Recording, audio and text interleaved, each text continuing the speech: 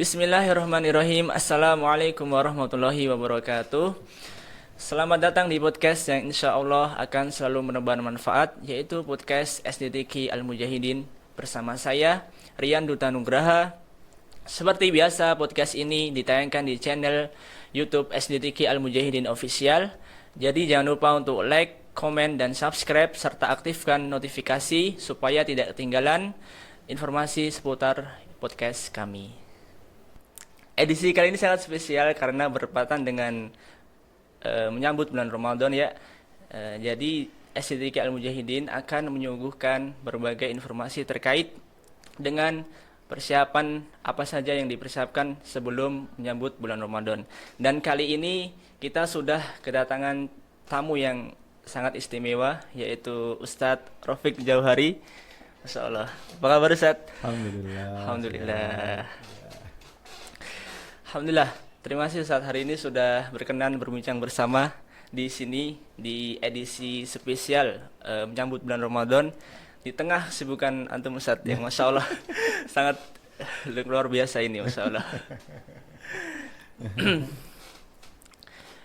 Baik Ustadz, terkait dengan persiapan bulan Ramadan ya, kita akan bahas tentang tema Best Ramadan Ever atau Ramadan terbaik di tema podcast kali ini. Untuk mengawali pembahasan kita Ustadz, menurut antum sendiri sebenarnya kita harus seperti apa Ustadz dalam persiapan menyambut bulan Ramadan ini? Bismillahirrahmanirrahim. Assalamualaikum warahmatullahi wabarakatuh. Waalaikumsalam warahmatullahi wabarakatuh. Jadi gini Mas Rian dan para pemirsa sekalian. Yang pertama tentunya kita harus mengingat bahwa Rasulullah SAW memberikan kabar gembira tentang datangnya bulan Ramadan. Sehingga kalau ada seorang muslim mau kedatangan bulan Ramadan kok tidak bergembira, berarti itu belum tepat. Yang pertama tentunya mari kita bergembira dulu. Insya Allah kalau hari ini kita sudah masuk di hari Sabtu, kemungkinan besar nanti Ramadan itu kan jatuhnya di hari Kamis depan ya insya Allah. Berarti tinggal sekitar 5 harian. Maka mari kita sama-sama berdoa dulu. Yang pertama mari kita berdoa semoga Allah betul-betul sampaikan kita di bulan Ramadan. Amin, tinggal amin. 5 hari insya Allah kita bertemu dengan bulan yang sangat mulia. Yang kedua mari kita bahagia. Kalau seorang muslim gak bahagia ketemu Ramadan bangetan gitu. Kenapa? Rasulullah itu mengatakan ketika mau datang Ramadan, Rasulullah bersabda di dalam hadis yang diriwayatkan Anas bin Malik, ja'akum syahru Ramadan syahrun mubarak, kata Rasulullah. Kalian itu didatangi bulan Ramadan, bulan yang diberkahi. Maka kata Rasulullah, berpuasalah di siang harinya dan hidupkan malamnya dengan salat. Artinya Rasulullah mengajak kita untuk bahagia karena dikasih kesempatan untuk beramal soleh. Itu modal pertamanya begitu. Terus gimana? Kemudian Ustadz, kenapa kita harus menyambut bulan Ramadan ini dengan bahagia tadi Ustadz, dengan sukacita gitu, seperti itu. Kemudian apa saja keutamaan atau keistimewaan dari bulan Ramadan ini sehingga banyak orang itu berkeinginan untuk menyambut bulan Ramadan ini, Ustaz. Ya. Jadi satu poin yang perlu kita garis bawahi adalah dalam putaran 1 tahun yang kita jalani, tentunya kita menyadari kita ini manusia banyak kurangnya, lebihnya ada nih sedikit gitu ya. Dan banyak sekali kesalahan yang kita perbuat tentunya. Maka ketika datang dengan bulan Ramadan, kita bertemu dengan Ramadan, dipertemukan Allah dengan bulan Ramadan, itu menjadi satu momentum, satu poin bahwa sebenarnya Allah memberikan kesempatan kepada kita untuk namanya adalah untuk menggugurkan dosa-dosa. Karena apa? Karena kita sama-sama tahu bahwa bulan Ramadan itu salah satu keistimewaannya adalah diampuninya seluruh dosa. Rasulullah tadi di dalam hadis tadi, yang hadis Anas, riwayat yang lain dikatakan telah datang kepada kalian bulan Ramadan, bulan yang diberkahi, dibuka pintu-pintu surga. Masa kita nggak bahagia gitu kan? Ditutup pintu-pintu neraka. Kan pintu neraka ditutup. Jadi potensi kita tergoda dengan setan sebenarnya kecil gitu. Kecuali karena kita udah biasa. gitu kan. Dan yang ketiga, wasufadiyati syayatin, setan itu dibelenggu. Berarti bulan Ramadan itu bulan yang menjadikan potensi amal soleh kita lebih besar. Harusnya begitu. Maka ketika tadi kita bahagia itu, ya kita menyambut sesuatu anugerah. Kalau di dalam hadis yang lain ada hadisnya bahwa Rasulullah SAW didatangi oleh Talhah bin Ubaidillah. Talhah itu bertanya kepada Rasulullah bahwa tadi malam Talhah itu bermimpi melihat ada dua orang sahabat, kedua-duanya masuk Islam bareng, bertemu dengan Rasulullah bersamaan. Yang satu itu Islamnya baik dan kemudian dia ikut berperang bersama Rasul dan mati syahid. Yang satu Islamnya biasa tetapi meninggalnya berselang 1 tahun berikutnya. Bisa jadi kita rata-rata secara umum akan melihat di antara dua orang ini kan yang lebih mulia yang pertama. Dia Islamnya baik, dia berperang di jalan Allah, dia mati syahid. Kan ini lebih mulia gitu di mata kita dan potensi masuk surganya lebih besar, lebih duluan gitu. Ternyata Talhah itu bermimpi melihat keduanya sedang antri di depan pintu surga dan Talhah ada di situ. Ternyata yang dipanggil masuk surga duluan adalah yang pertama atau yang kedua? Yang kedua tadi. Nah, ternyata yang dipanggil masuk surga duluan yang kedua. Yang kedua itu Islamnya biasa saja. Cuman dia meninggalnya belakangan. Akhirnya Talhah terbangun di dalam riwayat itu, dia terheran-heran dan dia mendatangi Rasulullah Shallallahu Alaihi Wasallam, kemudian menceritakan dan bertanya, wahai Rasulullah, kenapa bisa terjadi seperti itu? Bla bla bla bla.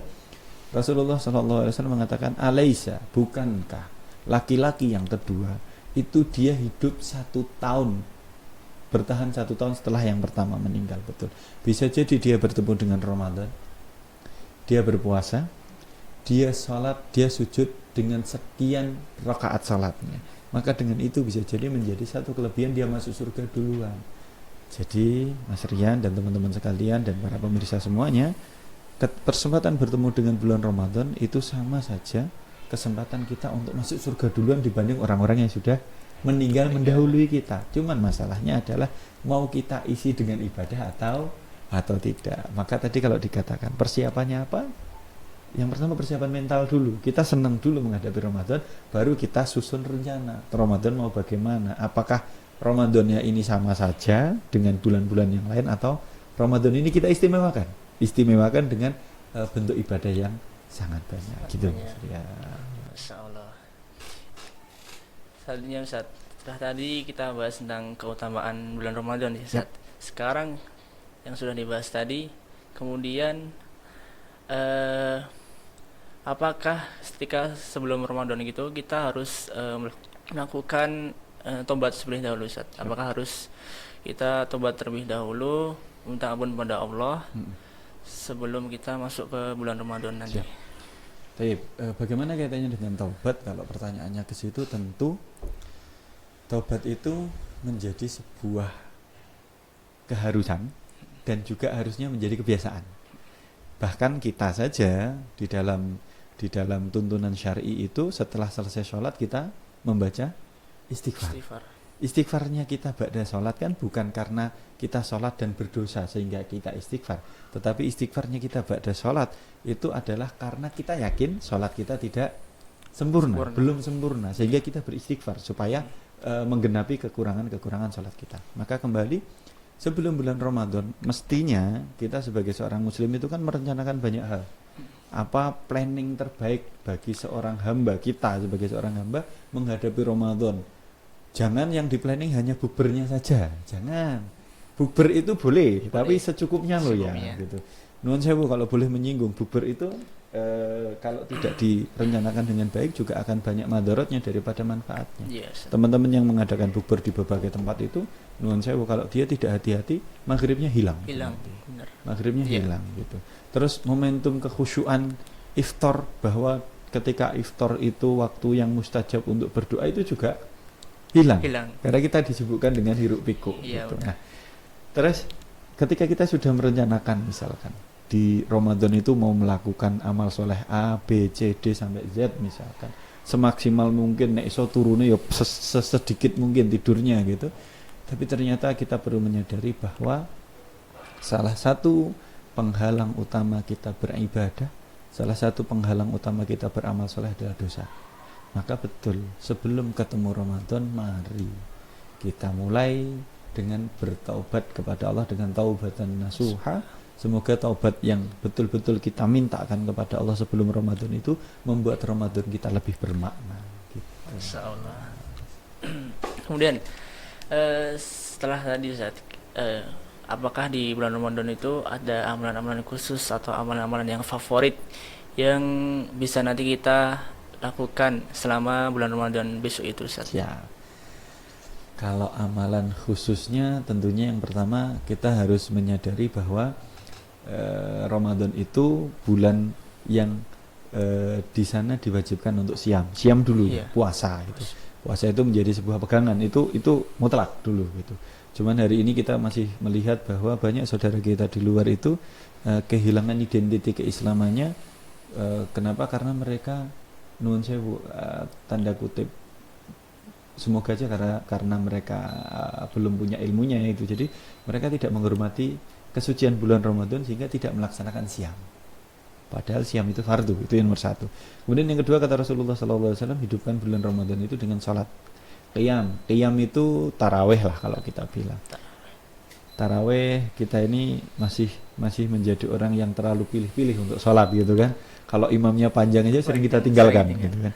Padahal Rasulullah itu walaupun dalam riwayat Rasulullah itu salat tarawehnya 11 rakaat, tetapi 11 rakaatnya Rasulullah itu hampir sampai semalaman gitu loh. Sehingga Abdullah ibnu Abbas radhiyallahu anhu, sahabat, mengatakan kalau kita tidak bisa sholat tarawih seperti Rasulullah walaupun jumlah rakaatnya 11 tapi panjang, maka perbanyak rakaatnya. Ah gitu. Itu sholat. Jadi yang pertama puasa, yang kedua sholat tentunya. Yang ketiga, ada amalan yang paling banyak dilakukan oleh para sahabat Rasulullah dan para sahabat di bulan Ramadan adalah sedekah. Sedekah. Kenapa sedekah? Bahwa bulan Ramadan itu bulan yang sangat spesial. Keistimewaan Ramadan salah satunya adalah lipat ganda nilai pahala di bulan Ramadan itu tidak terhingga. Satu, bahwa siam itu sendiri menjadi rahasia, pahalanya menjadi rahasia Allah saja. Enggak ada satupun makhluk yang tahu. Tapi para ulama memberikan penjelasan, walaupun di dalam silsilah riwayatnya ini dhaif ya, tetapi riwayat ini mengatakan bahwa salat di siang hari ketika sedang berpuasa itu 1 rakaatnya lebih baik daripada 1000 rakaat di tempat yang lain. Ini diriwayatkan oleh Imam An-Nakhai walaupun tidak disepakati oleh ulama yang lain, tetapi Imam An-Nakhai sampai mengatakan begitu. Ketika lipatan pahala yang tidak terhingga ini yang dilakukan ketika siang, maka salah satu amalannya adalah bersedekah. Sedekah itu kita tahu ya, sedekah 1 seperti 10 atau 700. Nah kan gitu. Coba kalau pas siam gitu. Kalau siam Masya Allah kan kita nggak tahu pelipatan pahala itu. Jadi ada salat, ada siam, ada salat, ada sedekah. Kemudian kita juga sama-sama menyadari bahwa Ramadan itu syahrul Quran. Syahrul Quran kan? Para ulama lebih mensahihkan bahwa Al-Quran diturunkan di bulan Ramadan. Ya, Al-Quran diturunkan di bulan Ramadan. Sebagaimana firman Allah, Inna anzalnahu fi lailatul qadr dan lain sebagainya. Itu termasuk nuzulul Quran. Walaupun turunnya Al-Quran itu masih diperselisihkan, turun langsung atau berangsur-angsur dan bagaimana. Tapi kembalinya adalah ketika syahrul Ramadan itu adalah syahrul Quran, maka tidak layak bagi kita untuk tidak menghidupkan hari-hari di bulan Ramadan baik siang dan malamnya dengan membaca Al-Quran. Maka amalan yang bisa kita lakukan yang keempat adalah memperbanyak tilawatil Quran. Bahkan para salaf diceritakan, diantaranya ada cerita tentang tabi'in itu, dia kalau sudah masuk bulan Ramadan, dia tutup tokonya, dia nggak buka toko 1 bulan untuk membaca Al-Quran. Maka kita tidak heran kalau kita mendapati cerita ada yang menghatamkan Quran sehari 1 kali. Kalau Imam Syafi'i sehari 2 kali.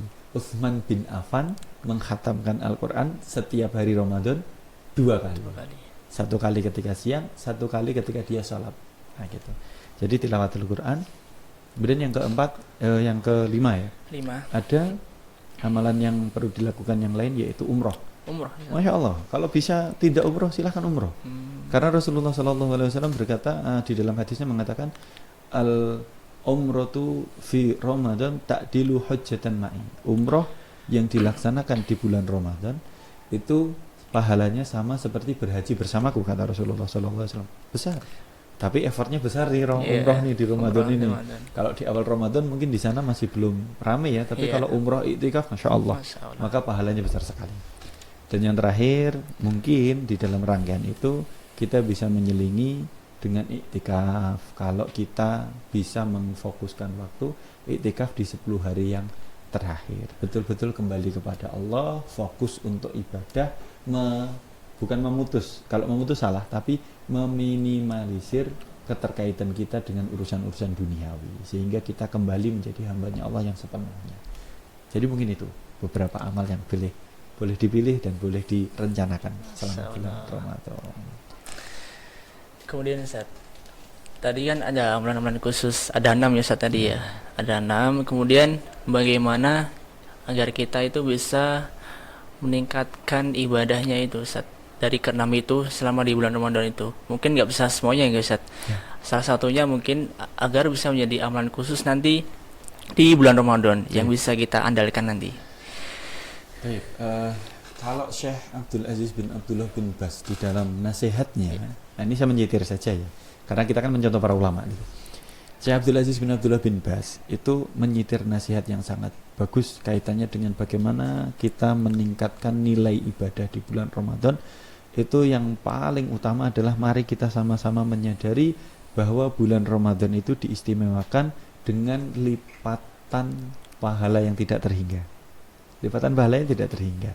Maka itu seharusnya bisa menjadi motivasi kita. Di dalam riwayat dikatakan bahwa ibadah tatawu, ibadah sunnah, itu nilai pahalanya bisa menyamai ibadah fardu. Sedangkan ibadah fardu itu dilipat gandakan 70 kali. Nah, harusnya ini menjadi pegangan kita supaya kita bisa lebih semangat untuk beribadah apapun nilainya, apapun bentuknya. Karena nuwun sewu, masing-masing kita ini bisa jadi ini berbeda memilih ibadah. Ada orang yang senangnya tilawatil Quran, tapi dia untuk bersedekah kurang mampu. Tapi ada orang yang kuat bersedekah, tapi untuk tilawatil Quran dia juga tidak kuat. Ada orang yang kuatnya sholat duhanya berapa kita? Kita mungkin 2, ada yang 4, 8, dia 16. Boleh pilih amal sesuai dengan yang disenangi. Kenapa? Karena Imam Malik bin Anas pernah mengatakan, sesungguhnya Allah membagi amal sebagaimana membagi rizki. Allah buka pintu amal bagi masing-masing berbeda. Maka mana yang disenangi dimaksimalkan saja. Yang jelas motivasinya bagaimana supaya kita bisa istiqomah beribadah, bisa semangat adalah karena kita meyakini tidak ada nilai ibadah yang sia-sia di bulan Ramadan, bahkan pahalanya berlipat-lipat. Yang kita nggak tahu lipatannya itu sampai berapa. Kemudian Ustaz, tadi caranya agar tadi sudah cara agar meningkatkan ibadah ya Ustaz. Meningkatkan. Kemudian bagaimana nanti setelah ketika di bulan Ramadan itu kita bisa menjaga Ustaz agar bisa istiqomah dari awal sampai akhir Ramadan. Enggak cuma di 10 hari awal aja, habis itu 10 hari keduanya itu kendor atau gimana gitu. Nah, bagaimana agar setelah di bulan Ramadan itu kita bisa menjaga ibadah tadi Ustaz. Memanage ya. Ya, memanage-nya. Kalau untuk memanage bagaimana supaya kita bisa istiqomah sampai akhir, atau bahasanya adalah supaya bahan bakar semangat kita tidak habis gitu, kita harus menyadari betul bahwa kesempatan Ramadan itu mungkin tidak akan berulang. Karena di sini rahasianya bahwa semua kita tidak pernah tahu batasan umur, gitu kan. Rahasia umur itu Allah yang tahu, ajal kita Allah yang tahu. Maka ketika kita dikasih kesempatan, mari kita maksimalkan kesempatan. Itu poin pertama. Poin yang kedua, mari kita sama-sama menyadari bahwa Ramadan itu hanya 1 bulan, antara 29 atau 30 hari, nggak lebih. Bersabar di 29 atau 30 hari untuk kita konversikan supaya menjadi bekal menjalani waktu 1 tahun. Semoga dengan betul-betul mengilmui, sebenarnya begitu, lebih ke mengilmui bahwa hakikat Ramadan itu seperti ini, pahala Ramadan seperti ini, afdholiyahnya seperti ini. Itu membuat kita bisa tetap menjaga asa dan semangat sampai akhir. Kemudian Bagaimana tadi kaitannya dengan 10 pertama, 10 kedua, 10 ketiga, semakin mundur. Kita perlu tahu bahwa ternyata Allah menyimpan kado spesial di akhir Ramadan. Kan begitu ya. Ada yang namanya Lailatul Qadar. Dan mungkin ada riwayat Lailatul Qadar itu ada yang turun di 10 hari yang pertama di malam-malam ganjilnya. Ada malam 1, malam 3, malam 5. Tetapi lebih banyak ulama yang menyatakan sebagaimana hadis Rasulullah sallallahu alaihi wasallam, taharrau lailatul qadri fi asril awakhir min Ramadan. Carilah Lailatul Qadar itu di 10 hari yang terakhir di malam-malam ganjilnya. Maka ternyata di akhir kita jangan sampai lelah, semangat turun semangat. Itu karena di akhir itu ada hal yang perlu kita perjuangkan. Kalau Ibnu Qayyim al-Jauziyah mengatakan kuda pacu, kuda lomba itu dia kalau mau menyentuh garis finish itu lebih kencang. Kita kebalikannya. Kita ini kayak motor yang diisi bensin yang sudah mau habis. Maka di akhir. Caranya adalah sebelum sampai 10 terakhir jok dulu bensinnya. Gitu. Jadi mari kita semangat karena di 10 hari yang terakhir itu ternyata ada bonus spesial yang menanti kita. Gini Mas, dan teman-teman sekalian dan para pemirsa, bahwa kalau ada orang yang ibadahnya jujuk-jujuk atau milih-milih, dan ada orang yang istiqomah terus gitu dari awal sampai akhir menjaga ritmenya gitu, kira-kira itu yang lebih disayang sama Allah, yang jujuk, yang pilih atau yang terus? Nah kan yang terus. Maka mari kita sama-sama pertama mengilmui, menata niat dan menjaga semangat supaya kita bisa istiqomah sampai akhir Ramadan gitu. Insyaallah. Kemudian Ustaz, tadi sudah kita bahas juga tentang masalah bukber atau kesibukan lain ya Ustaz, atau masalah pekerjaan selama di bulan Ramadan itu. Nah, tadi bagaimana itu caranya kita agar bisa di tengah kesibukan kita tadi Ustaz. Mungkin ada yang kerja atau mungkin ada yang ngajar sampai sore. Nah, agar bisa tetap maksimal di bulan Ramadan itu Ustaz. Kita nafas dulu kita. Jadi kalaulah bekerja, kalaulah aktivitas yang lain, maka semoga yang pertama mari kita niatkan segala aktivitas itu untuk ibadah supaya nilainya lebih, bukan hanya mengejar dunia saja. Teman-teman yang dirahmati Allah dan semua yang mengikuti podcast ini, bahwa bekerja mencari dunia itu tidak salah, karena Allah Subhanahu wa taala berfirman di dalam Al-Qur'an, wabtaghi fima ataqallahu daral akhirah wa la tansa nasibaka minad dunya. Carilah apa yang Allah anugerahkan kepada kamu dari urusan-urusan akhirat atau bekal untuk akhirat, tapi jangan lupakan urusan duniamu. Jadi bekerja itu boleh, tetapi yang jadi catatan jangan sampai dia melalaikan atau melenakan dari urusan akhirat. Misalkan untuk Ramadan, bagaimana dengan orang yang masih bekerja, berjualan dan sebagainya? Boleh, tetapi prioritinya jangan itunya gitu, bahwa kita sedang didatangi Ramadan ini, datangi kesempatan yang spesial, maka itu yang harus kita tanamkan betul di dalam benak kita supaya kita bisa mensikapinya. Nuhun sewu, kadang Ramadan itu tantangannya yang jualan itu orderannya meludak nih, dan lain sebagainya lah, dan dengan kesibukan yang lain. Maka boleh, aktivitas itu boleh, tapi tolong diukur sesuai dengan kadarnya, bahwa ini kesempatan emas, kesempatan yang mungkin tidak berulang lagi, maka mari kita jaga. Jadi boleh itu dikerjakan tapi di manage dengan baik, dan ibadah tetap menjadi porsinya dilebihkan, diprioritaskan. Tadi Mas Rian mengatakan gimana dengan bukber? Bukber boleh, bukber itu boleh, Masya Allah. Liqa'ul ikhwan itu salah satu anugerah. Umar bin Khattab mengatakan, kalaulah tidak karena tiga perkara, sungguh aku lebih baik untuk mati atau menghadap Allah gitu. Salah satunya adalah bertemu dengan teman-teman yang baik. Bertemu teman yang baik dalam kerangka bukber boleh, tetapi manage lah itu dengan yang baik. Jangan bukber dimulai dari ba'da asar, pulangnya nanti ba'da tengah malam. Ngobrolnya ngalor ngidul, sholat maghribnya di situ, tarawehnya carry gitu. Semuanya dimanage dengan baik, tetap prioritas amalnya dikedepankan. Semoga dengan itu kita mendapat rahmatnya Allah, kita mendapat maghfirahnya Allah Subhanahu wa taala. Insyaallah. Kemudian Ustaz, langkah-langkahnya agar kita bisa menjadikan Ramadan tahun ini itu bisa menjadi Ramadan terbaik daripada Ramadan-Ramadan yang sebelumnya itu seperti apa Ustaz langkah-langkahnya itu. Kalau tadi ada istilah best Ramadan ever gitu Iya. Ramadan yang terbaik, maka langkah yang pertama tentunya mari berbekal dengan ilmu. Mohon maaf, kadang kita ini masih terjebak di dalam pola pemikiran bahwa kita menjaga puasa dulu ya, kita menjaga puasa ini dalam hal yang membatalkan secara zahir, tapi kita lupa untuk menjaga keutuhan pahala puasa itu sendiri. Di dalam salah satu riwayat yang sahih, ada 2 orang wanita yang sedang berpuasa, puasa sunnah ini, sedang berpuasa sunnah, kemudian di akhir hari, di sore hari, keduanya ini sudah sangat lemah, sudah sangat letih, sudah bahasanya sudah hampir meninggal gitu karena lemas sekali. Tapi mereka masih berpuasa dan itu diadukan kepada Rasulullah Shallallahu Alaihi Wasallam. Kemudian Rasulullah Shallallahu Alaihi Wasallam mengatakan kepada keduanya untuk batalkan puasa kalian, gitu. Batalkan puasa kalian, dan mereka disodori dalam riwayat disodori satu nampan atau satu adah itu. Kemudian mereka disuruh membatalkan dengan cara dimuntahkan dengan sengaja. Ternyata dalam riwayat ini yang dimuntahkan yang dimuntahkan itu adalah darah dan kayak cacahan daging yang berbau anyir, busuk gitu.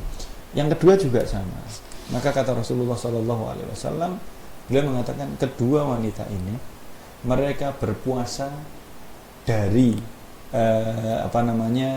apa-apa yang dihalalkan Allah, tapi mereka menghalalkan apa-apa yang diharamkan Allah. Mereka menahan diri dari apa-apa yang dihalalkan Allah itu adalah mereka menahan diri dari makan dan minum. Itu aslinya halal, tapi karena mereka berpuasa itu dia tahan.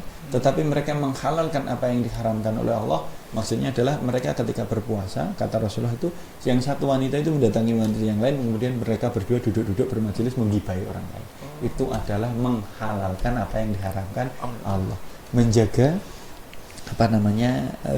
keutuhan pahala ini penting. Jadi puasa itu tidak hanya menjaga diri dari sesuatu yang membatalkan secara zahir, makan, minum, syahwat. Itu. Tetapi ternyata makan, minum, syahwat dan segala yang membatalkan termasuk perkara-perkara batin. Apalah nanti gunanya kita berpuasa secara zahir tapi kita nggak dapat pahala apa-apa. Maka kalau best Ramadan ever, tentunya mari berbekal dengan ilmu, mengetahui seluk-beluk bagaimana puasa yang terbaik, bagaimana ibadah yang terbaik. Dan yang kedua, dengan berbekal dengan ilmu itu tentunya kita akan bisa mengintrospeksi kan. Kalau kita mau lebih baik di hari esok, kita akan mengintrospeksi di hari ini sebagai pelajaran kan gitu. Maka tentunya kita juga harus introspeksi dulu bahwa kemarin tuh gimana sih, tahun lalu gimana, kita sudah ngelakuin apa, yang kurang di mana, itu mari kita perbaiki di Ramadan kali ini. Semoga dengan upaya itu menjadikan Ramadan ini betul-betul best Ramadan ever. Dan perlu ditanamkan betul bahwa kita harus menanamkan ke dalam diri kita masing-masing.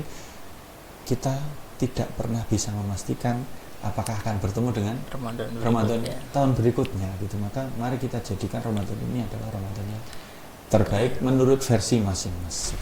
Begitu. Kalau di sini kan itu kan banyak anak-anak aja. Nah, apakah anak-anak itu di umur 7 tahun itu sudah diwajibkan untuk berpuasa seperti halnya ketika sholat? Nah, ketika sholat itu kan umur 7 tahun dah diberitakan untuk sholat, dan umur 10 tahun dah kalau nggak sholat dipukul. Nah, apakah puasa juga seperti itu perumpamaannya itu? Kewajiban puasa ya? Iya. Kewajiban puasa. Masya Allah di sini banyak anak-anak yang masih ini. Tapi puasa itu diwajibkan yang pertama bagi seorang yang muslim, kemudian berakal, kemudian balik. Ya, muslim, berakal, balik. Maka kalaulah di sini anak-anak ini sudah balik, maka sudah wujub ya, jatuh kewajiban.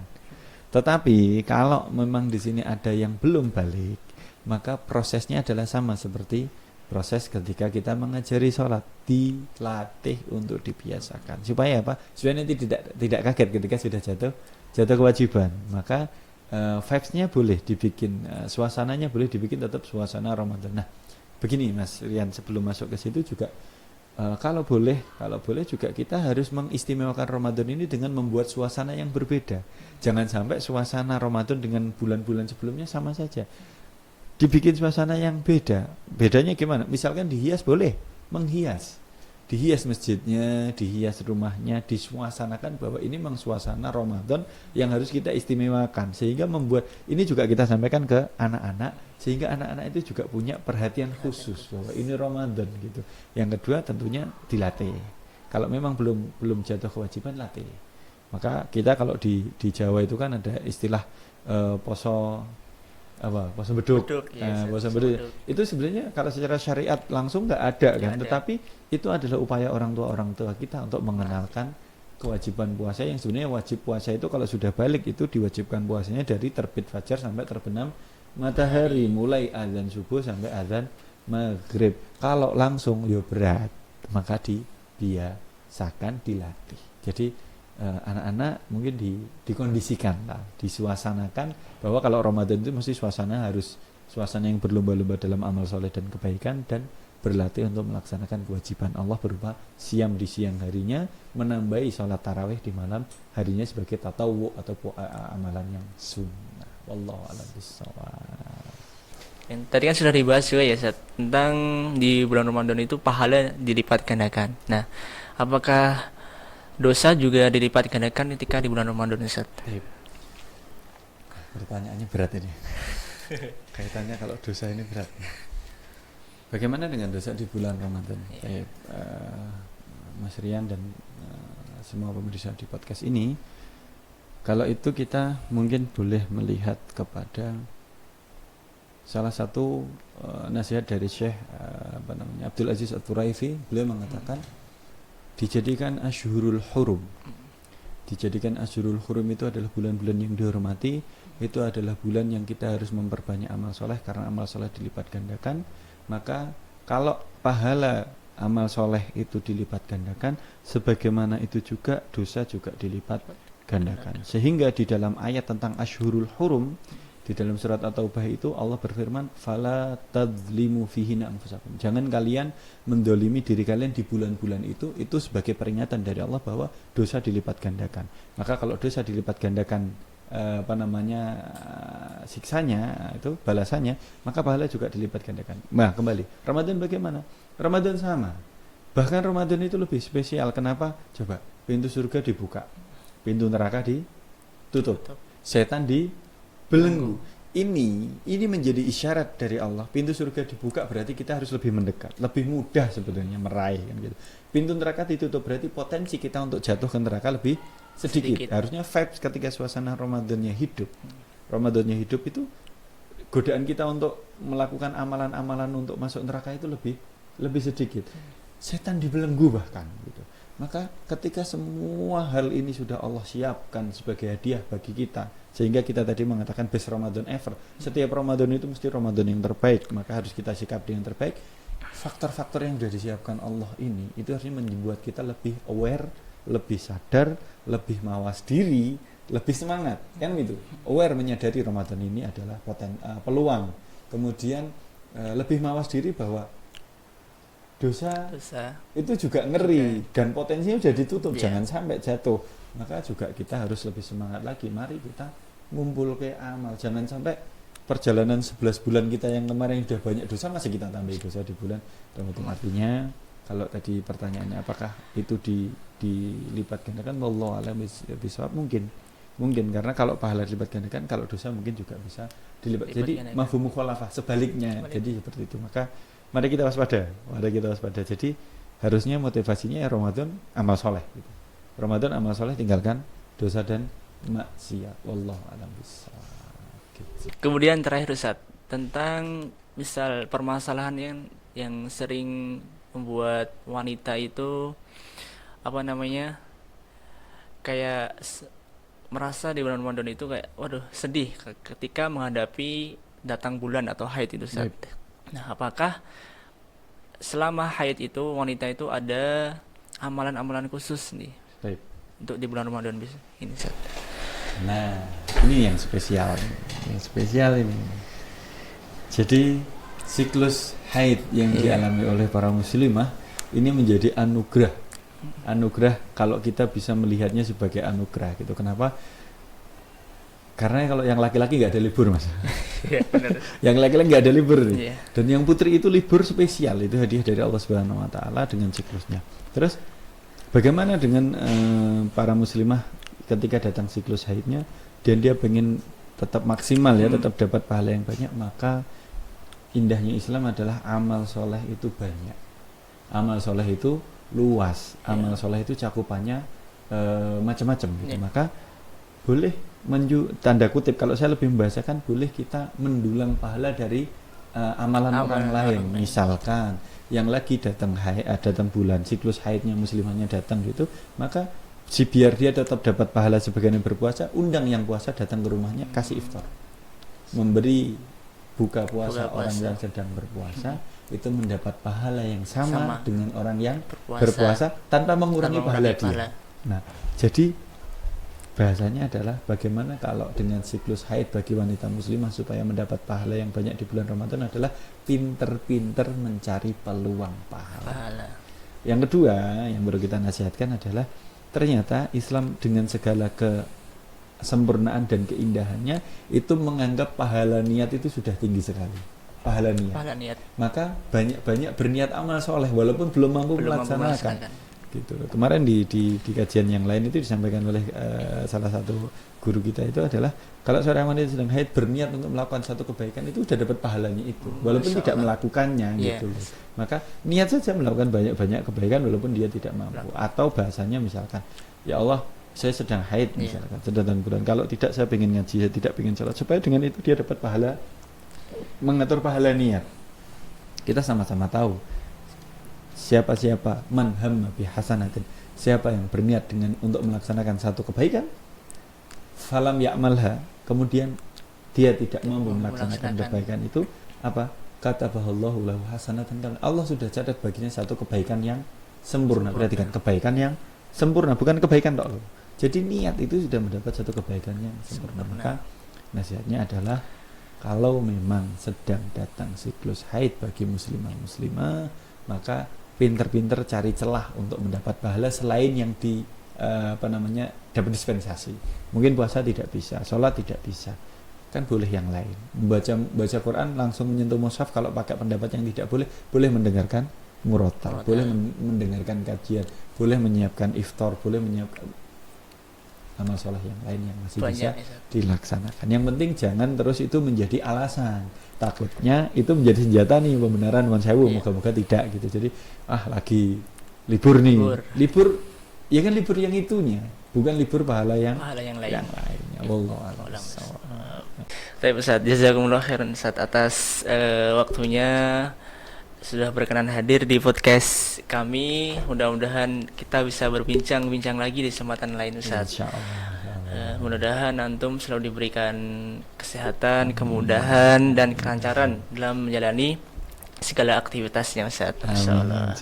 Jazakumullah khairan Ustaz. Barakallahu fikum. Oke, baik teman-teman, itulah tadi bincang-bincang kita bersama dengan Ustadz Rafiq Jauhari. Mudah-mudahan bisa memberikan manfaat bagi kita semua, dan mari teman-teman kita berupaya semoga Ramadan kali ini bisa menjadi Ramadan yang terbaik bagi kita. Mudah-mudahan Allah memudahkan kita semua dalam menjalani Ramadan pada tahun ini. Terima kasih teman-teman sudah menyimak podcast ini dari awal sampai akhir. Jangan lupa untuk like, komen, dan subscribe channel SDTK Al-Mujahidin serta follow akun sosmed SDTK Al-Mujahidin yang lain. Saya Rian Dutta Nugraha pamit. SDTK Al-Mujahidin bisa. Barakallahu fikum. Assalamualaikum warahmatullahi wabarakatuh.